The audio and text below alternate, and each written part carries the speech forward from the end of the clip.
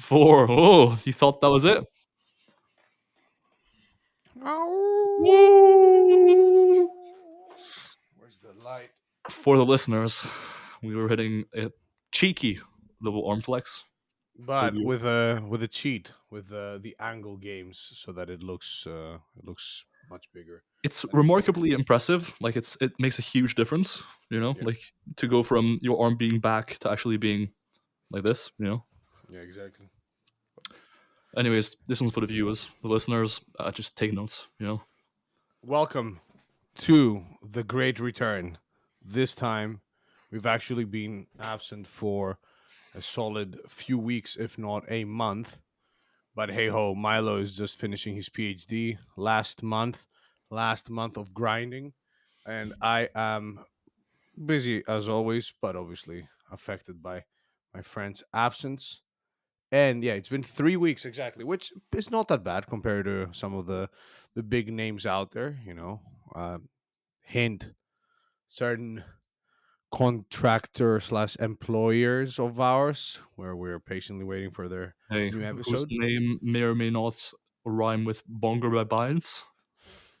You could just say the last word, and that would cover you. It would. It would. Nice. So we are here today after that small layoff to discuss all things lifting and super important topics that interest the whole world. Like, hey, are machines or free weights better for strength and hypertrophy gains? A long discussed or long debated topic, especially for those that come from a barbell purist background. Those who started lifting either as powerlifters or followed starting strength or 3 by 5, and those who came up in the era where evidence based fitness was not a thing. So all you had to go by was some article on some website and the claims of some strength coach or some powerlifter or some bodybuilder or some enthusiast. I am Hey, continuing. Cool. I paused because I thought you would speak, but I'm happy to continue rambling. it's okay. This is basically the Strong by Science podcast now. You look like Eric Trexler as well, so it fits right in. Practically Eric Trexler without his hair. He shaves. Does he have hair? He shaves his head, I'm pretty sure, and he has a beard He nowadays. So you're the same person, and glasses too. the beard is majestic. Yeah, glasses too. So, coming up as a lifter, the one thing that was made really clear to me, especially when I looked a bit deeper in getting stronger and bigger, was that hey, free weight exercises, compound barbell lifts were the thing. Now, for the listeners, we had a guest appearance by Mia, Milo's cat, the directive creator of the podcast, and Milo's third, well, actually fourth supervisor on his PhD and his committee.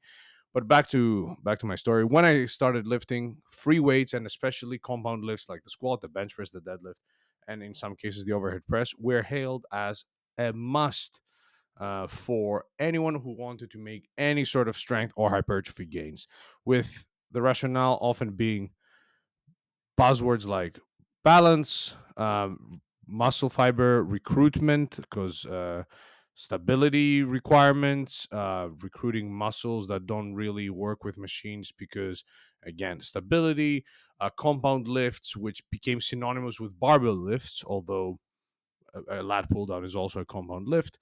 um, Increases in hormones like testosterone, the classic, like whoever started lifting 10 years ago or so will remember the classic squats increase your testosterone, and you could do squats and see growth in your upper body just from the growth hormone and testosterone increases.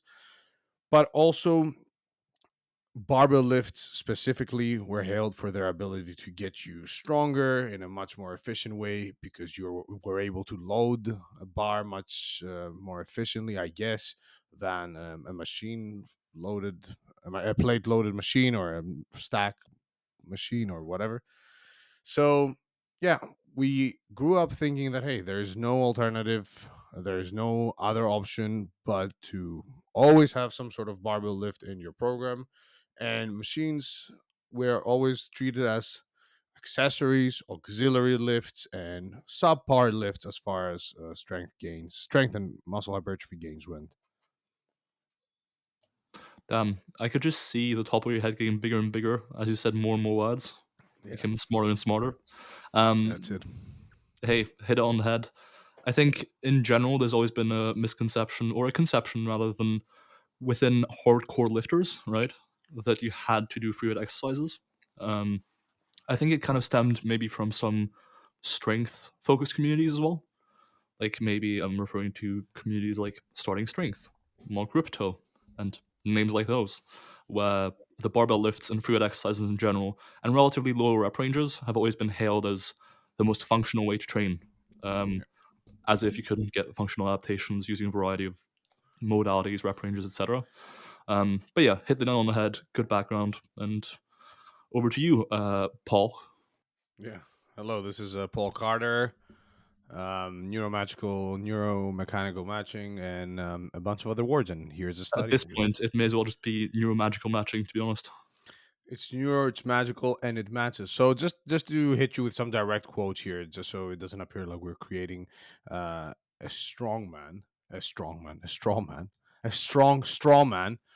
So like this is an article by Mark Ripito himself. I'm not sure if it's a quote, like if it's an excerpt from his book, but it's on the Starting Strength website. It's from 2017, and it says, "Barbell training is the best way to train for strength, bar none. Nothing else even comes close to the effectiveness of squats, barbell squats, presses, deadlifts, and the Olympic lifts for the development of strength, power, and muscular size."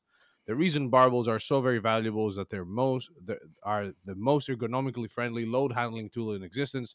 They allow very heavy weights to be gripped in the hands and move directly over the center of the foot. Their extremely unstable nature, extremely adjustable nature allows small increases in strength to be applied to the whole body over the full range of motion of all the major leverage systems of the body. Okay, yeah. Anyways, In other words, in other words, do you remember when Mark Ripito, and the reason I know this because when I was 16, I got into weightlifting a little bit, and Mark Ripito was very strongly anti-weightlifting, besides the power clean, I think. He was saying that, oh, for athletes, the Olympic lifts actually don't do a single thing. You should just stick to the low bar squat because that's the best way of increasing athletic ability and power output. And so I actually went to my weightlifting coach who worked in a weightlifting gym and mhm. printed that article and gave it to him. And I was like, here you go. What do you think about this, huh, Grandpa? Classic Milo. Um, in hindsight, I was probably very annoying to coach. But yeah, there was that time. And nowadays, I just Googled it, and it turns out nowadays there's weightlifting programs by Starting Strength too. But there was a time where Mark Ripito and Starting Strength were just, you know, shilling for big squat, big deadlift, and big bench, and nothing else. And if we want to be, strawman anecdotal clock about it, we could also, ask the question: Hey, how many bodybuilders have you seen come off the starting strength camps and still train with a starting strength method or whatever it is? Obviously, starting strength is actually. Let's take two steps back and Have you not define. seen Mark Ripito? Yeah, The he word ripped looks is in his name, you know? and he looks like someone who, hey, the guy can probably, lift a bag. I said while lifting a bag without an issue, and looks relatively firm and relatively strong for a man of his age, right? Like if you saw Mark Ripperto, you'd be like, okay, yeah, the guy doesn't look like a weak, frail man. But you're not like, oh, okay, here's the hypertrophy god. Mr. Plot twist, Physique has Mark is everything. 26 years old. And respect, he's deadlifted like 500 pounds as well. But let's first define the Right. audience here. So we're talking, like, we're going to talk about machines and free weights, not just for powerlifters or bodybuilders, but also for gen pop individuals who, are your starting strength customers. People that just want to, hey, increase muscle size, increase strength. They want to look good in a t-shirt, but they don't necessarily care about absolutely maximizing hypertrophy. But also, we're also going to talk about strength and physique sport athletes. So, the one thing that has been repeated over and over again with barbells is the ability to be able to load them with a bunch of weight easily and be able to have a one size fits all sort of tool, because hey, if I have a hack squat machine that is built weirdly, or more, I think appropriately, a leg press machine.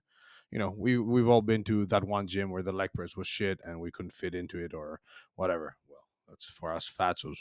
But so let's tackle that first. The fact that barbells are, fits all, uh, like one size fits all tool, which I think is mostly true. But there are cases where a squat for some people versus a Smith machine squat is going to be subpar for quad hypertrophy based on their leverages. And I'm sure you've had that with clients as well, right?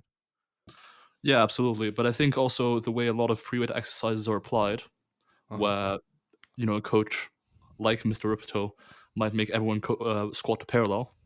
That inherently means that barbell exercises, dumbbell exercises, or free weight exercises more broadly are easier to adapt to people and more Hmm. people have access to them.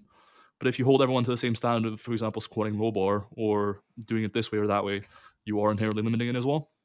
I think if you apply the same flexibility to your technique people do for the free weight exercises to machines, like for example, accepting that different people have different mobility constraints and so forth, machines are actually pretty versatile as well. Yeah. Yeah. It's Um, like, sorry, Go it's on. like No, no, we're go on, also please. ignoring dumbbells and bodyweight exercises.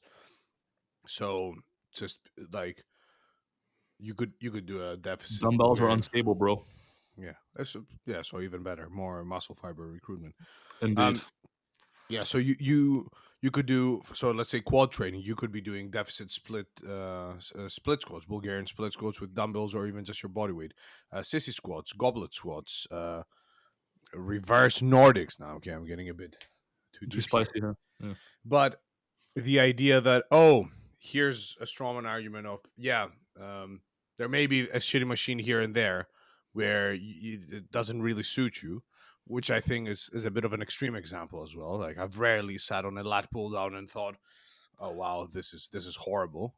um, and in the day and age where, every gym has dumbbells, a variety Mm. of machines, barbells, and you can also use your body weight, I think Yeah. it's a bit of a weird argument. And you got to keep in mind also that um, machines nowadays are designed to fit most people pretty well. Obviously, you can argue that the engineers or the designers of these machines don't even lift. What are they doing?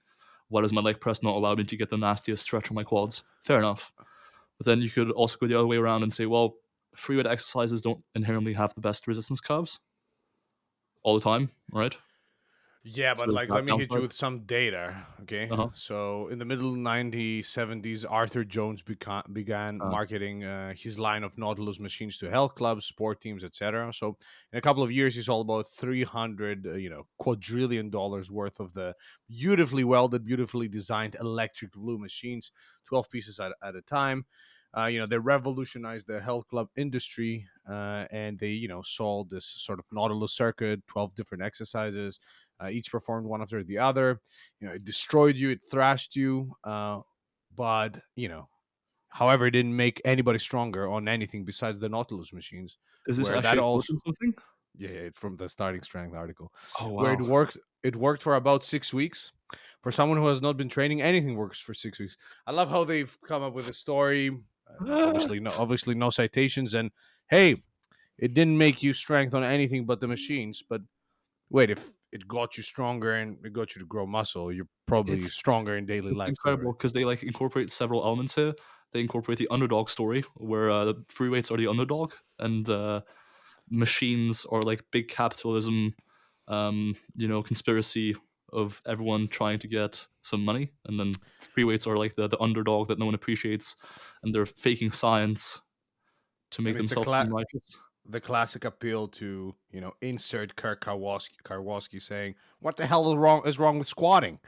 And hey, if it's not hardcore, they made the easy machines because, a leg press set to RP9 is an easy thing to do. Tom Platz once said about the leg press, "Why would I do an inferior exercise?" No, no. Why would I do something that is easier when I can do something that is harder? I mean, there you go. It's that simple, really. That's the podcast. Peace. Human evolution. There's like, wait, what if we walk instead of flying? Why would I fly? I mean, it's funny because we used to watch that video of Tom Platz and laugh at it because it is a meme. Yeah, And I saw the other day shared by who was it? Was it one of the me, Sheffield competitors? probably me. Like one, or was it Gavin? Somebody had shared actually Tom, like a motivational video, like the black and white Tom Platz from that clip saying you have to achieve failure. If it was Failure. Gavin Aiden, I'm not surprised. Shout out Gavin Aiden. Shout out Gavin Aiden. But anyways, back to it. It's also the appeal to, hey, if it's not hard and hardcore, it's soft and you want to see progress. But Yeah, as far as the argument for barbell training goes, the yeah. one There thing you is go. You that are. one size fits all. The other thing is um, the unstable nature of the exercises, allowing you to recruit more muscle fibers. But if we look at, Not yeah, just more muscle fibers. I think the bigger claim that is that it recruits certain stabilizer muscle groups, like the rotator yeah, cuffs or like other things. There's another claim being made sometimes, by the way, which is that because you can use more weight, it's more stimulus.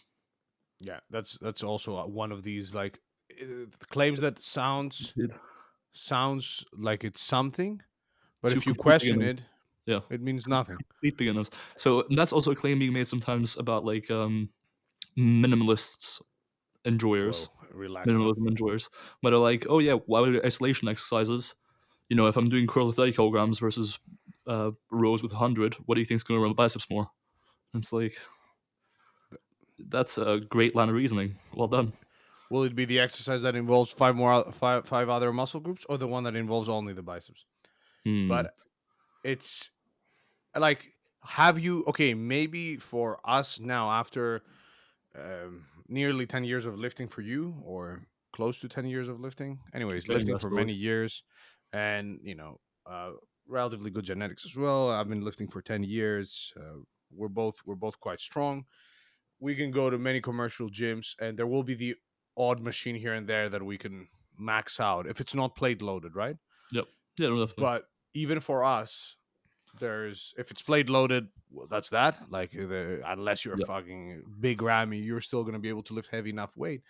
Yep. Plus, the argument of, oh yeah, on a barbell you could add 700 pounds. Like, who has ever gone to gym, Yeah. aside from traveling and being like in a hotel gym, and said, man, if only we had more weight in this commercial gym that I go to. Yeah, absolutely. And ultimately, if you're training for strength, that's one thing, because then you might actually want to max out the machine and train heavy and, for low reps. But for most people, especially if hypertrophy is the outcome of interest, I can max out the row and pull down machine, maybe the curl machine, leg extension, leg curl, whatever.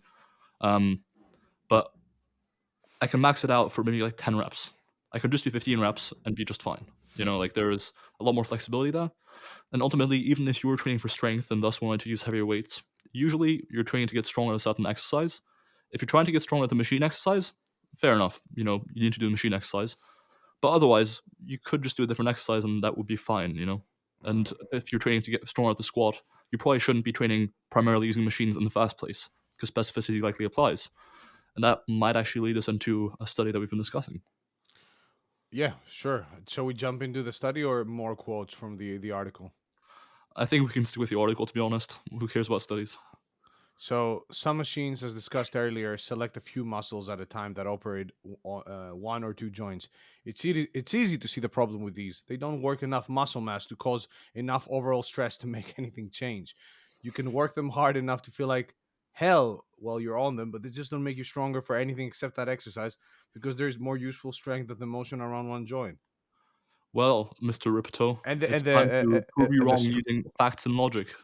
and the strawman here. I'm very sorry about this, but squats make you strong, and leg extensions do not. Well, Mr. Ripito, How once about again, it's how time about to hack prove you squats? wrong using facts and logic. You know, Oh, extreme, and they don't work enough muscle mass to cause enough overall stress. As if your stress. bicep is like, yeah, Meanwhile, well, me in Iraq, stressed as hell, muscle growth peaked right now. You know, yeah, it's actually, so that's how it works. that's how it works. Yeah, definitely. Sure. So let's actually look at the scientific evidence. Obviously, a lot of these claims that have been made over the years are not uh, it's pure speculation and just jargon and strawman arguments that sure make some intuitive sense, but that's about it. And keep in mind, like, we are barbell enthusiasts ourselves. Three barbells right behind me with a pee pad for my cats as well below them. Uh, we love, we would love for it to be the case. I would love for it to be that deadlifts are the exercise that you must do, because I love doing deadlifts. Same for Milo, who squats, 440 for reps in the squat, the squats for 44 reps in the squat, squats a lot, deadlifts a lot. We won't talk about our benches, but we overhead press, aka I overhead press for the both of us, so that's fine. But yeah, our bias, if anything, is with barbells versus not with barbells. Yeah, certainly. All right, Milo, Mr. Science, let's hear your science that wasn't funded by Here's your NWS. melatonin. There was a paper conducted, or a study conducted in 2022, which was a systematic review and meta-analysis of the existing data on comparing machine exercises to free weight exercises. They looked at the effect of a machine intervention, so a given program using machines versus a given program using free weights, and the effects of that intervention on muscle growth, power, strength, and I think that's it. Um, for strength, they broadly speaking divided strength outcomes into three categories. One was free weight strength outcomes. So, for example, looking at the squat 1 rep max. One was machine strength outcomes, like, for example, looking at a leg press 1 rep max. And the final one was what they called neutral strength outcomes, which was essentially something that was neither really a machine or a free weight. So, something that wasn't being trained during the intervention, I assume. So, when you categorize strength outcomes that way, what you saw is that basically, if you train with free weights, generally you'll get stronger at free weight exercises than if you train with machines. If you train with machines, you get stronger at machine exercises than if you train with free weights. And if you are trying to get stronger at something that is neither really a free weight exercise or a machine exercise, it looks like both free weights and machine training leads to similar improvements in strength in that exercise. So basically, if you want to get stronger at something, train with that something, whether that's free weights, machines, or something else, right? Um, the important thing there is that strength seems specific. So whatever you want to get stronger at, train with that, and you get stronger than if you used machines instead or free weights instead, depending on what you're trying to strong at. For hypertrophy, there was no difference essentially. So there was an effect size of minus 0.01 with a confidence interval between minus zero point 0.5 and zero point 0.5. So as close to no difference as you can possibly get, pretty much. So for hypertrophy or for muscle growth, you can kind of do whatever you want as far as whether you want to use machines or free weights. There's not a clear winner there. And for strength, you should essentially be specific to your outcome of interest. So if you're trying to get stronger at the free weight exercises, like powerlifter trying to get better at squatting, benching, and deadlifting, yeah, good chance that most of your training should be free weight based. Whereas if you're trying to get stronger at maxing out the pull down stack for some reason, do that instead. You don't need to do pull ups necessarily. Yeah. And if we were to obviously break it down by lifter category and then, start looking at your power lifter, like a power lifter should probably, as you said, focus on the power lifts, but can also use machines to do hypertrophy work without necessarily loading their lower back or potentially hitting muscle groups that they've already taxed or need for another exercise, and so on and so forth. And also have a very stable environment where they can actually focus on that muscle group. For a bodybuilder, the points made for a power lifter, I think, are even more important for overall hypertrophy. So if you're somebody who wants to absolutely maximize quad development, aside from working the quad, working all functions of the quad musculature, so incorporating a variety of exercises, and we have literature showing that um, a variety of exercises may be best for hypertrophy versus one specific exercise, i.e., squats and leg extensions versus just squats or some form of squat pattern movement. So machines can be very useful for bodybuilders, and they have been for years. And bodybuilders specifically could literally train just with machines Yep. if they don't like barbell lifts. As a bodybuilder, any comments? Yeah, I'd say that machines have some benefits over free weights and vice versa, Hmm. for hypertrophy specifically. So free weights have the benefit of, for some people, they like having a standard set for them. So if they know that, to be strong in the squat for their weight, for example, looks something like, I don't know, For a 100 kilogram male, it might be like squatting 2 to 300 kilograms per reps, right? That's strong, right? And so having that standard can help themselves push themselves a bit more, maybe. Hmm. That can be something that people consider. And freeweight exercises can also be enjoyable to some people a bit more in general. But then there are limitations such as compared to machines, they can be a bit less time efficient, especially stack loaded or pin loaded machines. Well, with pin loaded machines, you can very quickly warm up. There's minimal time involved in loading up the bar and so forth. Um, and oftentimes machines also facilitate training a single arm or leg at a time as well. So it allows for unilateral training a bit more. So in a few ways it can be beneficial. I'd say another slight benefit sometimes of compound exercises that you can use, it can be a bit more time efficient in terms of working more muscle groups at once. So it's kind of a trade-off. And yes, it takes you more time to warm up for, but sometimes free weight exercises can be a bit more compound in nature than machine exercises on occasion. Like thinking, for example, of a seated machine overhead press versus a standing barbell overhead press. Yeah, sure, you're training the front delts and triceps in both cases, but you may be involving some other stabilizing muscle groups that may or may not grow more in a standing barbell overhead press compared to a seated machine overhead press. So, sort of going back to the stabilizer argument, right? Where I don't personally think that those muscle groups that stabilize would get a ton more stimulus. Like, you're not really going to see leg growth or lower back growth necessarily from um, standing barbell overhead press. But if you got half an hour to train a week, you probably want to maximize your stimulus however you can. And if that means doing, for example, deadlifts versus leg press, or sorry, squats versus leg press, and maybe like um, standing overhead press versus a machine overhead press, that's fair enough, provided you consider that obviously warming up for the standing overhead press or for the squat with a barbell might take longer than with a leg press that's pin loaded and so forth. So I'd say generally those are the considerations. Otherwise, there's not really a clear winner. You can use both. Probably should use both.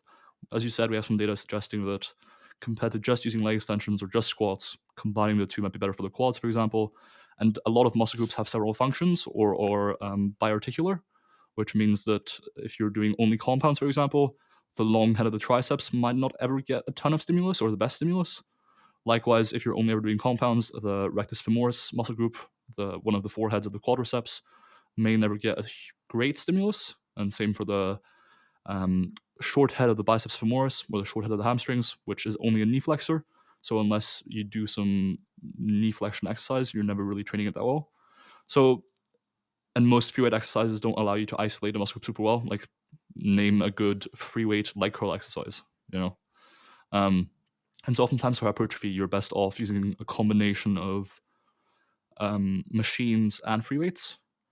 Certainly, I think if I had to pick one, honestly, for hypertrophy with a well-equipped gym, I'd probably pick machines. Again, because certain exercises just aren't available as a free weight option, like Yeah, for a sure. leg curl. Um, Especially like but a well-equipped bodybuilding gym where you may yeah, get like six different types of chest-supported machine rows. yeah, absolutely. Um, but yeah, both are probably using both is probably the best approach. I'd say it's a very small difference though compared to just using one. If you use one pretty effectively, like you could grow the vast majority of your muscle groups quite well using just free weights or just machines. And I'm not sure how much of an edge there is. There likely is a slight edge, but I don't think it's a huge edge over just using one of the two. Yeah, and I guess we could make a small argument about, obviously this is again some speculation, so terms and conditions apply, that if you're a relatively strong bodybuilder who trains with very high volumes every week, having a bunch of exercises involve your lower back and require constant stabilization may become a bit tiring, or have you feeling a bit more beat up than having the option of, hey, sitting down on a machine. But I doubt any bodybuilder has ever said, yeah, train exclusively with free weights or exclusively with machines, and it doesn't need to be thought as a either or scenario. The other plus for free weights, sorry, my friend, would be, for some people, they can be very fun and they can help them chase certain PRs. So for many people, benching is something they love to get stronger on, and that may allow them to buy into training the bench press a bit more than training the incline hammer strength chest press or whatever. Yeah, for sure. No, I agree. And the last, but definitely, well, last, the other. sort of population that I want to cover, which I think is a bit more important than powerlifters and bodybuilders, because Mhm. I doubt this has really been a huge debate amongst those. Is just people who want to get bigger and stronger overall. Where I think that, yeah, were you about Yeah, to say something? or people who want quote unquote functional performance as well. Yeah, functional performance. Yeah, that's it. Like, and this is a bit of a pet peeve of mine where, like, if you take a sedentary individual who barely exercises and doesn't lift, and all of a sudden they are, leg pressing and lat pull downing and chest support rowing and doing a bunch of machine work and are getting significantly bigger as far as muscle size is concerned, and they're getting stronger of those machines, I'm pretty sure that they will be able to pick up a suitcase or get up from a chair, even though they're not doing the low bar squat or the barbell deadlift. Yeah, 100%. And I think it's the same with machine exercises, right? Like, just because you're mostly training machines doesn't mean that you don't have the strength required for most daily activities. It's just about having some baseline amount of muscle mass and general coordination that you can get using machines or free weights. Um, Yeah, bro. And the and I think balance that point yeah, as well. the returns on functional performance from lifting are very very diminishing, anyways. Where I think after a few months of lifting, you're essentially as functional as you're ever going to get. You know, like unless you're competing in sports, and that's what we call functional. If you're just trying to live day to day life and improving your health, after a few months of lifting, you've done most of what you can do.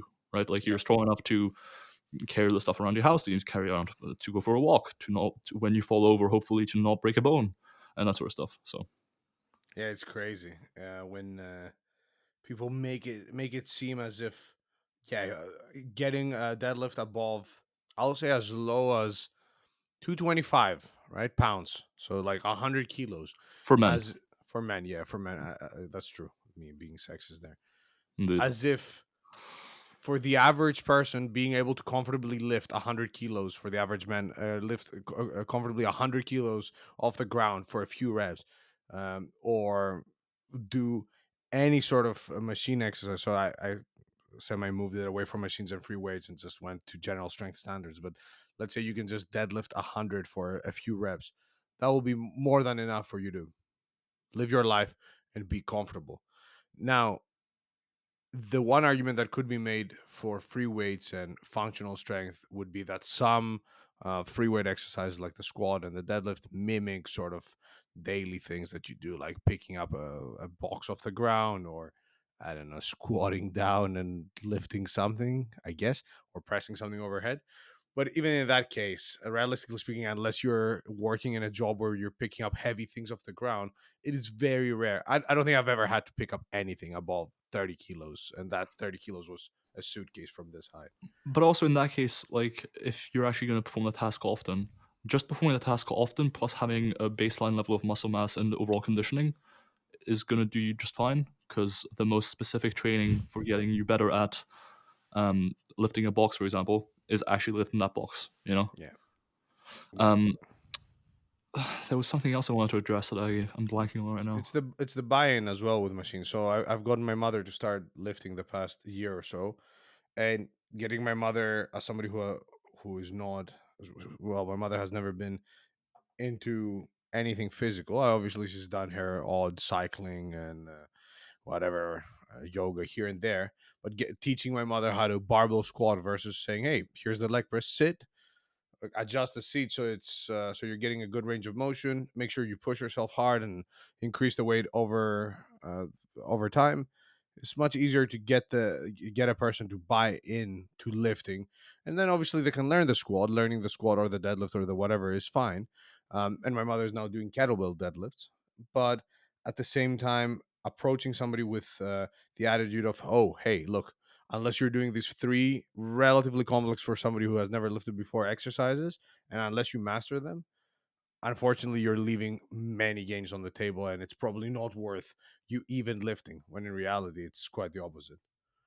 Yeah, it's crazy. And the thing I wanted to mention earlier was the Smith machine, where it seems like a lot of the hate against machine exercises for strength and for hypertrophy is really directed against the Smith machine.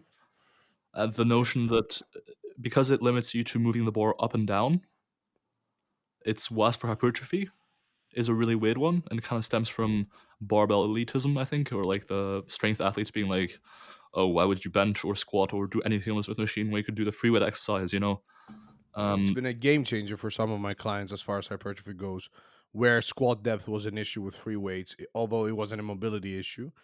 I don't know if it was psychological, like we worked on it, and I have a specific client in mind who was able to reach parallel, but as the weights got heavier because he was squatting by himself, he'd often squat a tiny bit higher. We go on the Smith machine, instantly able to squat ass to grass, very controlled. We're still doing our heavy squat 1RM specific parallel sort of training for his strength because he loves free weight squatting. But as far as hypertrophy goes on the Smith machine, you can go to failure safely. You can rack the bar. You can go super deep. You don't have to worry about anything besides your quads doing a bunch of work. yeah, and that's for me. It's been a kind of positive when I was focusing really heavily on hypertrophy training. Of the Smith machine bench, for example, versus the free weight bench. Free weight bench, relatively technical exercise where you have to worry about the bar path and making sure that it's an efficient bar path in order to quote unquote maximize your adaptations. Otherwise, you might be limited by your front delts, what have you. But with the Smith machine, because it's literally just going straight up and down, as long as you keep the bar in a good position when you set up, it's going to be training your chest and triceps pretty well. There's not going to be a limiting factor of, okay, well, did I misgroove the bar or what have you. It's basically going to be as unskilled of a thing as possible, which is good for hypertrophy training, provided you can still place the muscle group under a stretch, etc. The one thing people mention sometimes about the Smith machine and hypertrophy training is that it can interfere with the stabilizers, where it doesn't train the stabilizers as well and what have you. Yeah, Again, I can't really think of. Well, first of all, you still have to stabilize the load. Your rotator cuffs are still working to an extent. working. But like what muscle group are you not training, especially if you bench, that you would want to train when benching in general? Like you're still training your front delts, you're still training your triceps, you're still training your chest. And the word stabilizer is kind of this nebulous term that people use to refer to certain muscle groups that they don't even really define ever, right?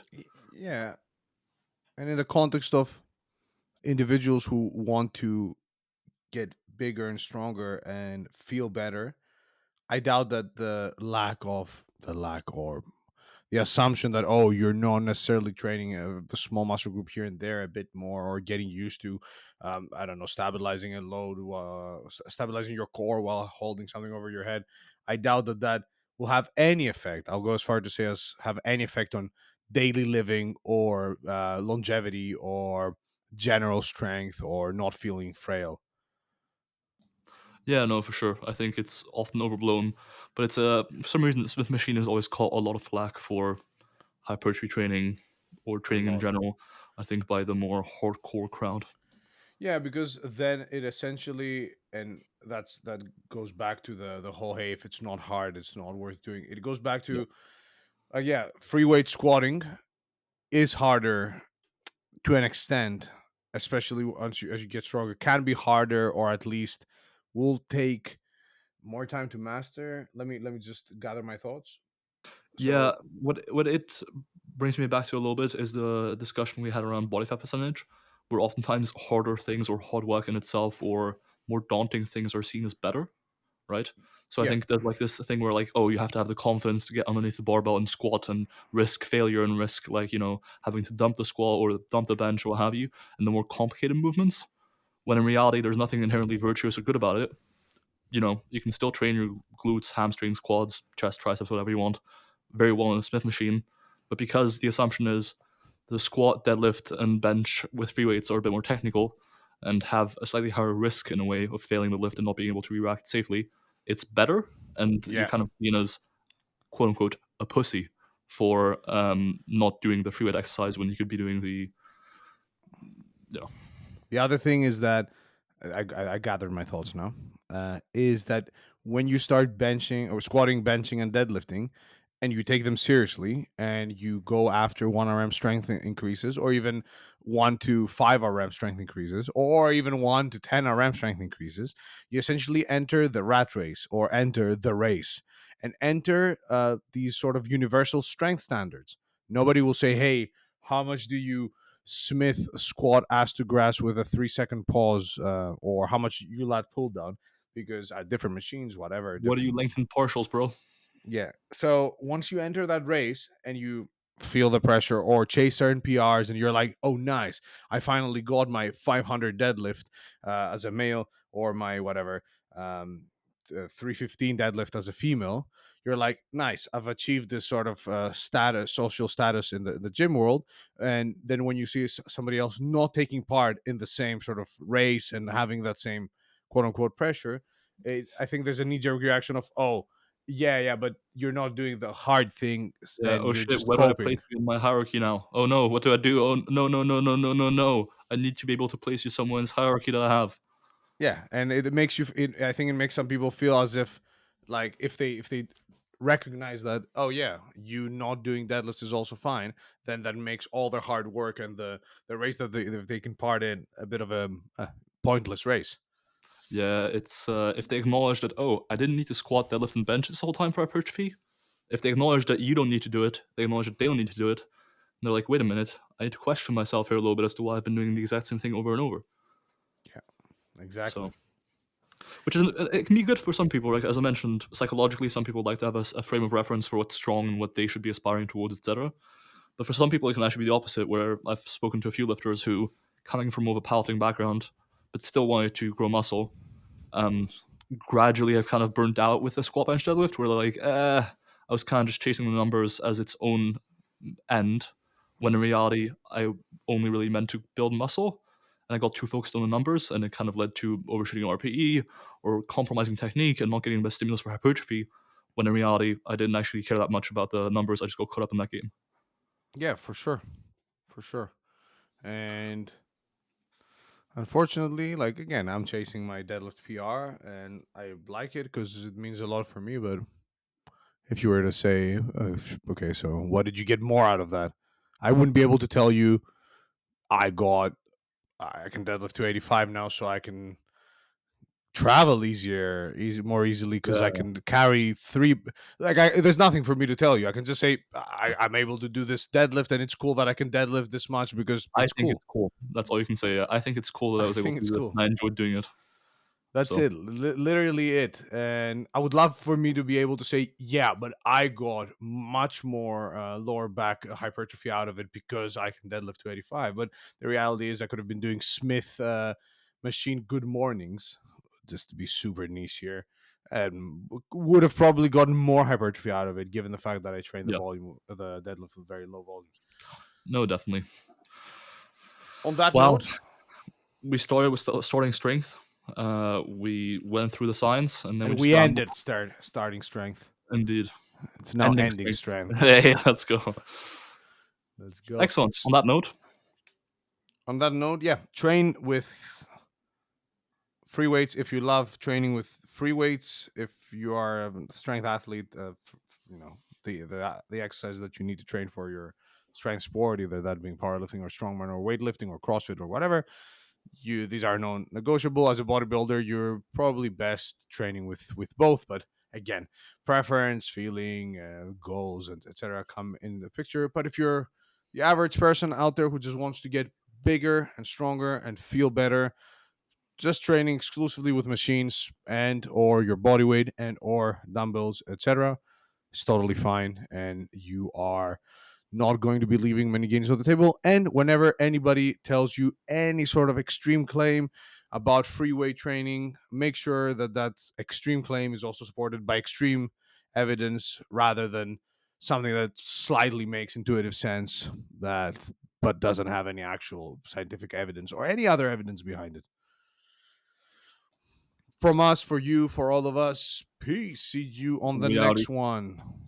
We Peace. are Audi and Volkswagen. Peace. Peace.